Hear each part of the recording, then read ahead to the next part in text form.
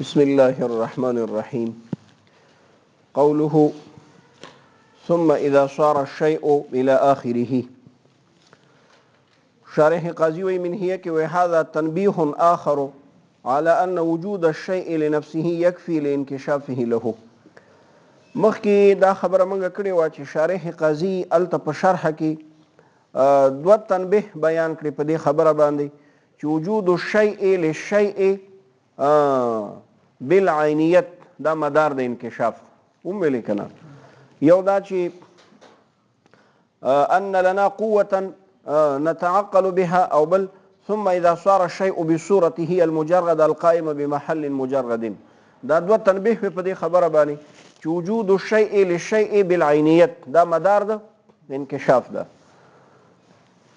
اوس په همدغه ثم اذا صار الشيء بصورته باندې دا منهیه ده. نو شارح قاضي وایي هذا تنبیه آخر. نو غرض د شارح قاضي دفع د یو اعتراض ده. غرض د شارح قاضي دفع د یو اعتراض ده. حاصل له اعتراض دا چې دا ثم اذا صار الشيء بصورته دا به تنبیه مستقله نه وي بلکې دا به تتمه وي د هغه تنبیه اول. دا به تنبیه مستقله نه وي بلکې دا به تتمه وي د چا د تنبیه اول. او تتمه د شي خو ما یتم به الشی، تتمه د شي هغه شی دی چې بل شی په دو سره تمامیږي. یعنی شی اول دته محتاج یو دی د شی اول محتاج الیه وي. او دلته داسې نه ده بلکې اوله تنبیه چې د بغیر د دینه هم تمامه ده لکه مخکې چې مونږ ویلې ده، لکه مونږ چې بیان کې ویل هغه اوله تنبیه د دینه بغیر تمامېده که نه تمامېده. نو دا د هغې دپاره تتمه نه شوه. نو شارح قاضي د منهیه کې جواب کوي دا وهم دفع کوي چې نه مړه هذا تنبیه آخر، دا تتمه د هغه مخکینی تنبیه نه ده بلکې دا تنبیه مستقله ده. دا تنبیه وهذا دغه قول چې ثم اذا صار الشيء دا تنبیه آخر ده علی په دې باندې چې ان وجود الشيء لنفسه چې وجود د شي د خپل نفس ته یکفي دا کافي ده لانکشافه د انکشاف د دغه شي له د نفس ته. ويتبين في ضمنه. غرض شارح قاضي دفع د اعتراض ده. حاصل له اعتراض دا چې اوله تنبیه هم په دې خبره باندې تنبیه ده چې وجود الشیء للشیء بالعینیت دا مدار د انکشاف ده. او دویمه تنبیه هم په دې باندې تنبیه ده چې وجود الشیء للشیء بالعینیت دا مدار د انکشاف ده. نو په دې باندې خو تنبیه ذکر نشوه کنه چې وجود الشیء للشیء بالنعتیت دا مدار د انکشاف ده. دا کوم ملګري چې یو جمعه نه وکنه نو هغې خیر دی دا سبق د هغې مخکیني سبقونو سره تړاو دی نو که هغې باندې سخت تمامیږي نو ورخطا دې نشي. ښه دا سبق تړاو دی وروسته بیا انشاءالله خبره هغه کېږي. ښه نو معترض وایي که نه چې وجود الشیء للشیء بالعینیت په دې باندې شارح قاضي دوه تنبیه ذکر کړي او حالانکه وجود الشیء للشیء بالنعتیت دا هم مدار د انکشاف ده په هغې باندې تنبیه ذکر شوی نه ده. نو دی جواب کې حاصل دا دی چې دا وجود الشیء للشیء بالنعتیت مدار د انکشاف ده. دا په ضمن د همدې کې بیانېږي که نه چې وجود الشیء للشیء بالعینیت مدار ده انکشاف. دلته هم ویلي که نه ویتبین بیانېږي فی ضمنه په ضمن د دې تنبیه کې دا خبره چې ان وجود الشیء للمجرد چې وجود د یو شی مجرده لره بطریق الناعتیت په طریقې د چا سره ایضا دا هم لکه وجود الشیء للمجرد بطریق العینیت دا هم مناط الانکشاف دا هم مدار د چا ده د انکشاف ده. په دې باندې ورسېږي انشاءالله. واما کون النحو الاولي دا دفع د یو اعتراض ده بره ناکت هم لیکلي وی جواب سوالین. حاصل له اعتراض دا ده که نه چې ګوره په علم حضوري کې څو علاقې دي. په علم حضوري کې درې علاقې وي که نه د عالم او د معلوم ترمن یا علاقه د نعتیت یا علاقه د عینیت او یا علاقه د معلولیت. نو ګوره تا په دې باندې دوه تنبیه ذکر کړي چې وجود الشیء للشیء بالعینیت دا مدار د انکشاف ده او د دې دویمې تنبیه په ضمن کې دا خبره هم ثابتېږي چې وجود الشیء للشیء بالنعتیت هم مدار د انکشاف ده. نو په دې باندې تنبیه کومه شوه چې وجود الشیء للشیء بالمعلولیت هم مدار د انکشاف. په دې باندې خو تنبیه نه ده ذکر شوی. په دې پوهېږي. نو دی جواب کوي و هغې ته وروستو اشاره کوو که نه هغه عبارت وروستو را روان دی په شرح د قاضي کې. ښه هغې ته وروستو اشاره کوو. واما کون النحو الاول وکون د نحو قسم اول هغه قسم اول چیرې چې یعنی وجود الشیء للمجرد بالمعلولیت وجود الشیء للمجرد بالمعلولیت دا کون د نحو اول مناتا دا خبر د کون دی. ښه دا خبر د چا ده؟ کون د دې نحوی اول معنا د انکشاف فاشرنا الیه هغې کون ته موږ اشاره کړې ده بقوله په دې قول سره وجملة الجائزات بصنخ ماهیتها رسو دا عبارت را روان دی ښه په شرح د قاضي کې الی اخره په دې ورسېدي جایزاتو نه مراد ممکنات دي خالي دا یې درته وښوده چې د دې دلیل او د دې تنبیه رستو را روانه ده هلته صرف اخلاص انشاءالله. لأن وجود النعت للمنعوت لما يكفي ما ته وګوره دا دفعه د یو بل اعتراض ده.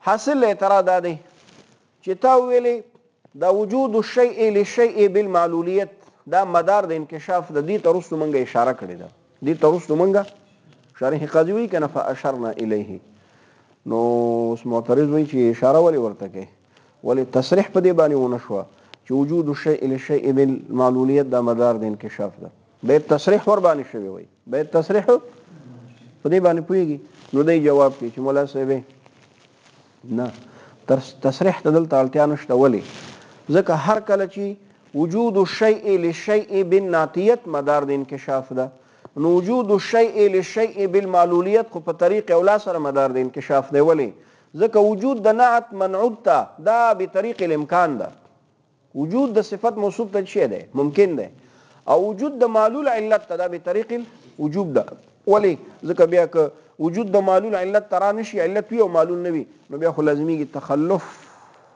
د معلول د چا نه د علت نه نو چې کله وجود الشیء للشیء بالنعتیت دا مدار د انکشاف ده حالانکه وجود د نعت منعوت ته بطریق الامکان ده نو وجود الشیء للشیء بالمعلولیت خو په طریق اولا سره مدار د انکشاف ده ځکه وجود د معلول علت ته بطریق وجوب ده نو کوم وجود بطریق الامکان چې مدار د انکشاف ده نو وجود بطریق الوجوب خو په طریق اولا سره مدار د انکشاف ده لأن وجود د نعت منعوت لما يكفي هر کله چې کافي للانکشاف نو وجود د معلول علت ته خو اولاد بیا يكفي چې کافي شي له د انکشاف درولي لانه ذکر وجود د معلول علت لره اقوا او اتم ده في الارتباط فربط کې تر دې خبره پورې بكونه للمجرد څنګه ده بكونه للمجرد فكون د معلول سره چا لره مجرد لره په دې باندې پوه شئ ها په دې ورسېد ان شاء الله وها هنا نحو اخر دا د فدی اعتراض ده دا د فدی اعتراض ده حاصل اعتراض ده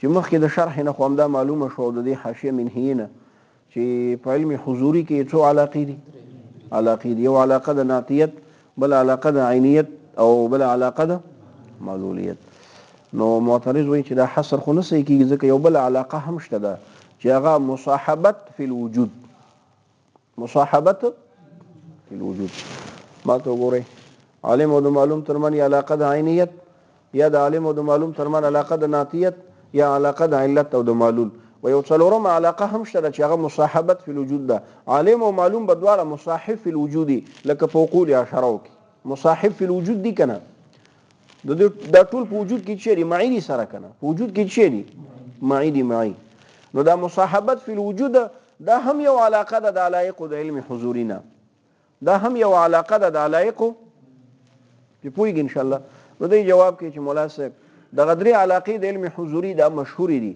نو موږ چې دا درې بیان کړي هغه مشهور مو بیان کړي او دا څلورم چې مصاحبت فی الوجود دا غیر مشهور ده دا د بعضی اشراقیین رایه ده نو ځکه هغه موږ نه ده بیان کړي وها هنا وديزه کې نحو اخر یو بل قسم هم شته وهو نحو اخر کوم دی وجود الشيء للمجرد بطريق المصاحبت في الوجود نه وجود د یو شی یو امر مجرده عن الماضي ته په طریقې د مصاحبت فی الوجود سره په طریقې د یعنی د شیئین ترمن به مصاحبت او معیت په چا کې وجود کې مع عدم الحجاب مع عدم الحجاب ما ته وګوره دا د فدی اعتراض ده حاصل اعتراض ده ته څنګه وایي چې مصاحبت فی الوجود هم دا یو علاقه ده حالانکه مصاحبت فی الوجود خو بین الجسمین هم شته کنه د دوه جسمینو ترمنځ هم راتلی شي که نشي راتلی چې دواړه جسم په یو وخت کې شي موجود شي حالانکه دلته د یو جسم په دې بل جسم باندې علم شته علم شته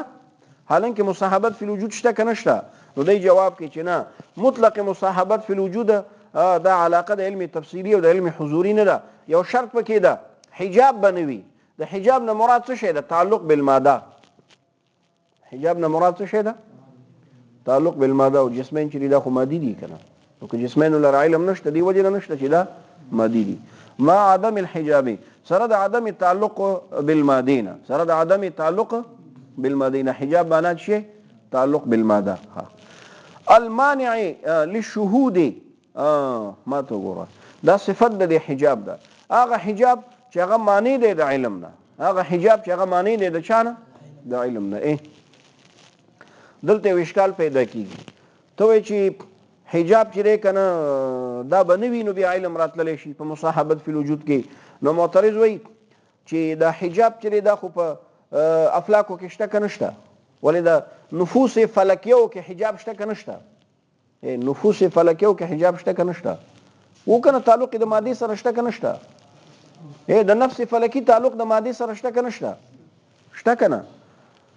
او دغه شان دا حجاب چې تعلق بالماده دا خو په نفس ناطقه کې مشته، ولې دلم تعلق نشته د مادې سره د بدن سره. ٹھیک نو باید چې بیا دلته علم صحیح نشي کنه.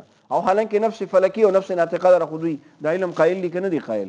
نو دوی وایي چې نه هغه حجاب چې هغه معنی وي له شهود د علم نه، او دغه تعلق چې دی کنه دا معنی نه دی، دغه تعلق دا مادي نه ده، دغه تعلق دا چیرې معنی نه ده.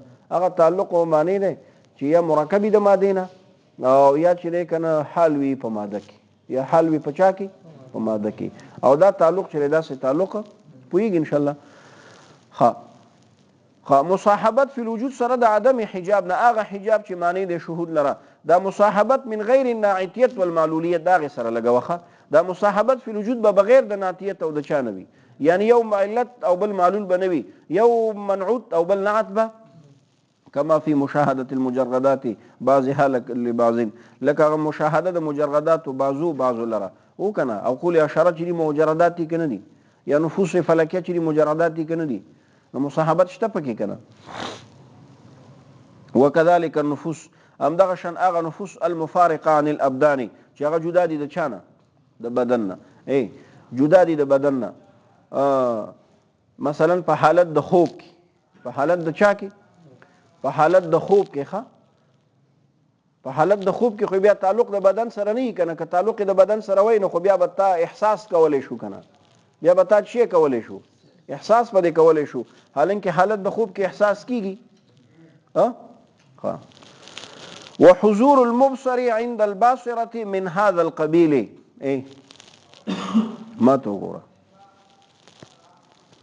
دا بل خبره کوي زبسته دا سم دي تفصیله پوری وایو. تفصیله کې بیا د حضور المبصر عند الباصره کې درې مذهب دي او بیا غي کې اشکالات پیدا کیږي. بیا د ماله ما علیه کې اشاره ورته کی دا بیا وګرځي. بس دا کوم ملګری